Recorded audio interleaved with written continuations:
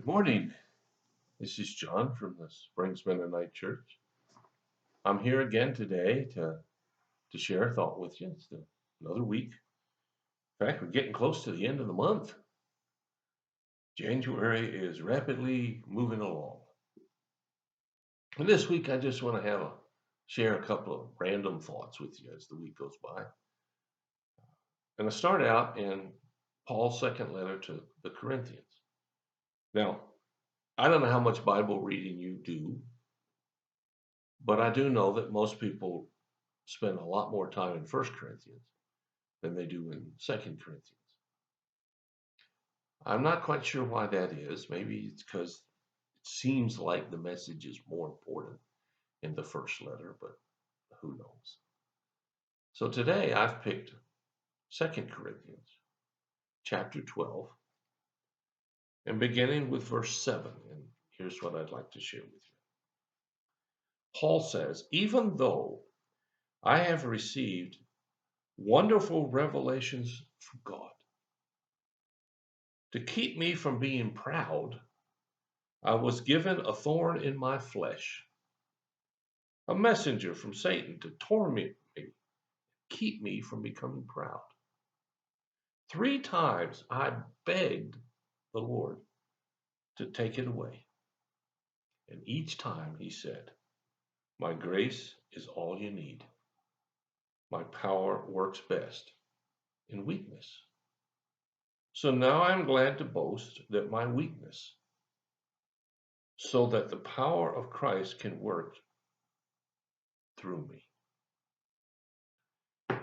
Paul says, even though I've received wonderful revelations, even if you don't know much about Paul, you've probably heard or read that this was an incredible guy. He went from being the chief persecutor of the church to being the chief spokesman for the church.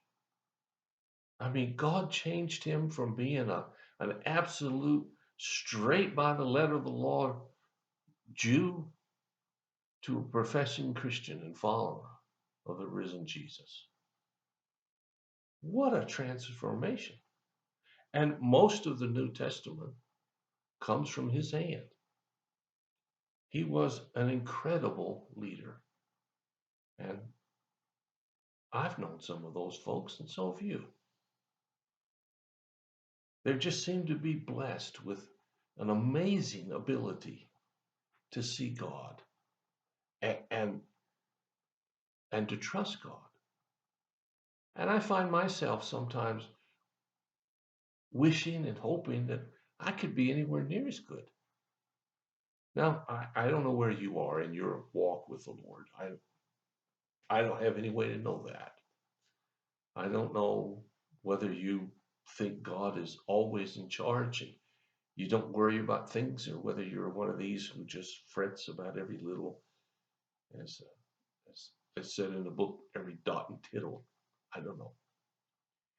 But Paul, this magnificent, incredible man of God, says that even though I have seen great things, I was given a thorn in my flesh. Now, scholars have tried to figure this thing out ever since he wrote it. What was his thorn in the flesh? And there are lots of ideas that have been thrown around. Nobody really knows. I don't know. I can't tell you. If I were that brilliant, I would. But I'm just like you. I'm human, and I don't know everything. But whatever this thorn in the flesh was, it was obviously pretty bad.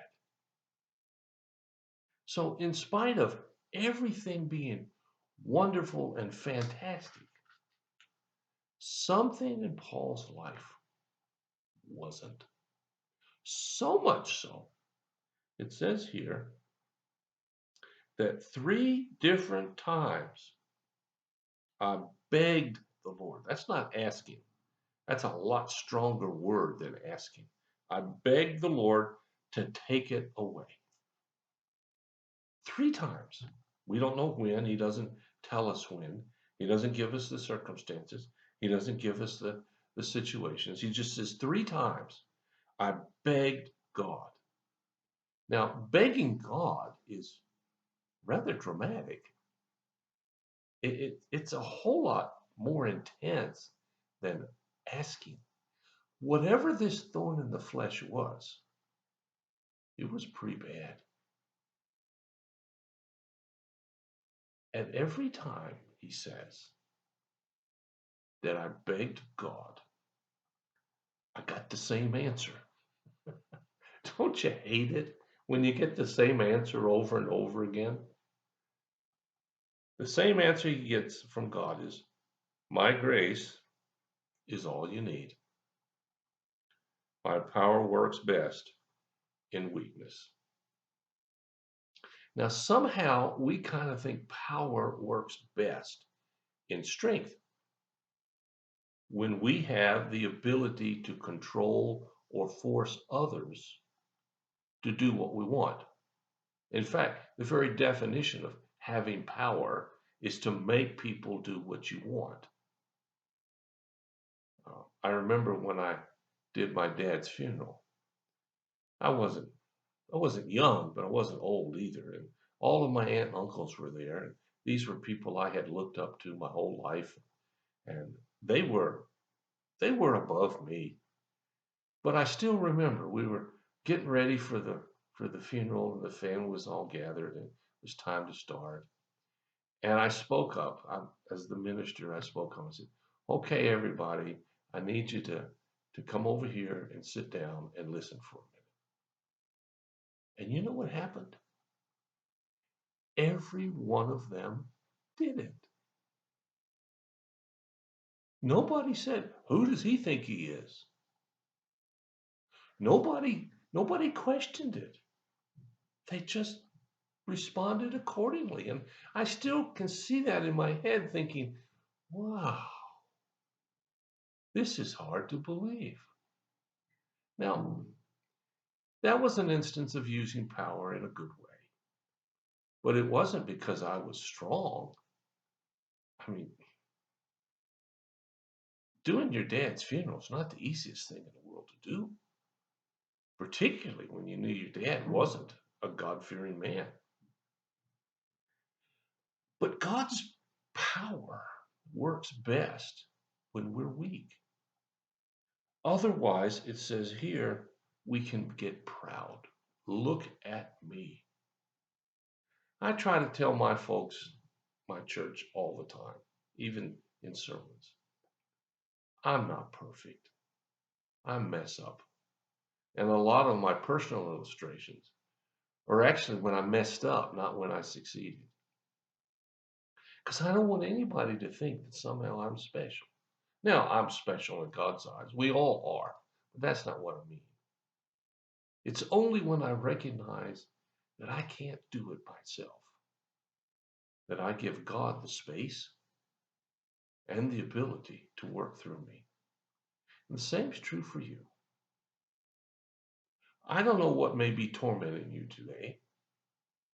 And if you have asked God and asked God and asked God and it's still there, then maybe you should quit asking and just say, you know, God, your grace really is sufficient, regardless of what happens. Well, I hope you think about that. Hope you have a wonderful day and a wonderful week. I'll be back tomorrow, share a couple more thoughts. Until then, if you have a need or a concern, let us know. We'll do whatever we can as fast as we can. God bless you. I'll talk to you again.